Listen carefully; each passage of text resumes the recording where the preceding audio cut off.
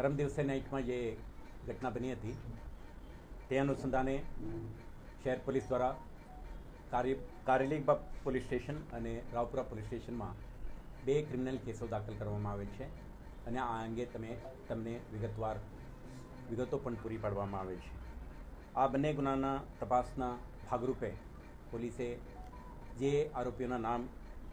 પ્રથમ માહિતી અહેવાલમાં દર્શાવવામાં આવ્યું હતું અને તપાસના જેમને વિરુદ્ધમાં જે જરૂરી પુરાવાઓ મળ્યા હતા એવા 7 આરોપીઓને અત્યાર સુધી પોલીસે અટક કરી છે, જેમાંથી જે ગઈકાલે વહેલા અટક થયા હતા એવા 4 આરોપીઓને કોર્ટમાં રજૂ કરીને એમના 3 દિવસની પોલીસ રિમાન્ડ પણ મેળવવામાં આવેલ છે અને અન્ય આરોપીઓને સાથે રાખી એમના પૂછપરછ અને એમના રોલ એન્ડ રિસ્પોન્સિબિલિટી અને વાપરાયેલ હથિયારો વગેરે અંગે વિસ્તૃત તપાસ ચાલી રહ્યું છે. આ દરમિયાન તમે જાણો છો કે આ વિસ્તારની સંવેદનશીલતા અને કાયદા અને વ્યવસ્થાની પરિસ્થિતિને ધ્યાને રાખી આપણે કેટલાક ગુનાહિત તત્વો, અસામાજિક તત્વો અને સમાજમાં શાંતિ ઢોલવાની પ્રયાસો કરનાર એ સમૂહને આઈડેન્ટિફાઈ કરીને એમના પ્રવૃત્તિ ઉપર નિયંત્રણ લાવવા માટે પણ આપણે પ્રયત્નશીલ છીએ. આના ભાગરૂપે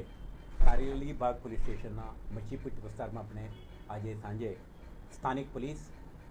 સ્ટેટ રિઝર્વ પોલીસ ટીમના ટુકડીઓ, ક્રાઇમ બ્રાન્ચ, એસઓજી, પીસીબીના ચુનંદા અધિકારીઓની ટીમોની રચના કરી આ વિસ્તારમાં આપણે કોમ્બિંગ ઓપરેશન પણ હાથ ધર્યા હતા. દરમિયાન કેટલાક છરી, સોડ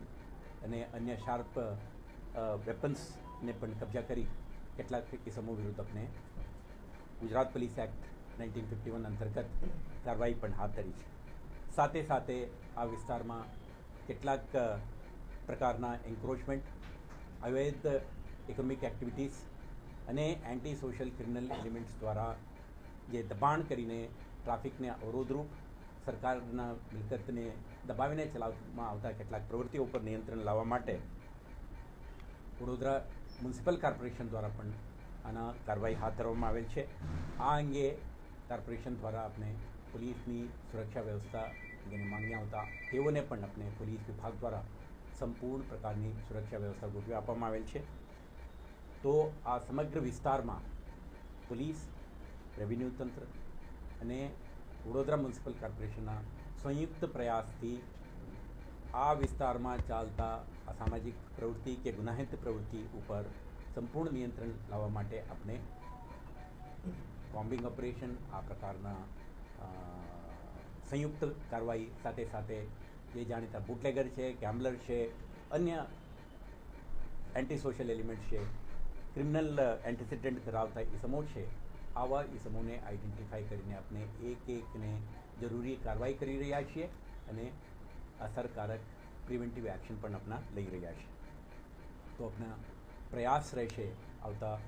અઠવાડિયા દરમિયાન કે આ વિસ્તારમાં આપણા પોલીસનું વિઝિબિલિટી, એમના પ્રેઝન્સ, એમના ઇફેક્ટિવ પેટ્રોલિંગ અને આ નોન ક્રિમિનલ સામે અસરકારક કાર્યવાહી કરીને આપણે